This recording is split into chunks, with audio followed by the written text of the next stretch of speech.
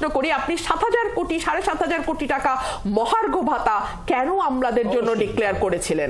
এবং সেই কেবলমাত্র আমলারা যারা বেতনের চেয়ে ঘুষের উপর অনেক বেশি নির্ভরশীল, তাদের জীবনযাত্রার ব্যয় বেড়েছে, কিন্তু যেই আমলাদেরটা আপনারা কনসিডার করলেন কিন্তু তারটা করলেন। যদি হাসিনা সরকার হতো আমি বুঝতাম আমলাদের আপনার লাগবে, কারণ ভোটের বাক্স আমলারা ভরে দিবে, কিন্তু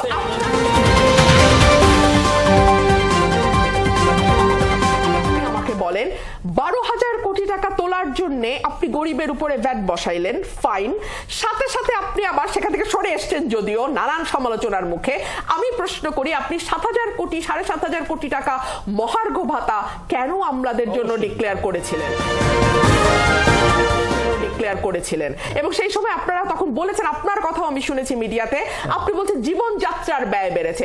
জীবনযাত্রার ব্যয় কি কেবলমাত্র আমলারা যারা বেতনের চেয়ে ঘুষের উপর অনেক বেশি নির্ভরশীল, তাদের জীবনযাত্রার ব্যয় বেড়েছে, কিন্তু যেই রিকশাওয়ালাটি 20 টাকা দিয়ে একটা জুস কিনে এখন তাকে 25 টাকা দিতে হবে, তার জন্য কি জীবনযাত্রার ব্যয় বাড়ে নাই?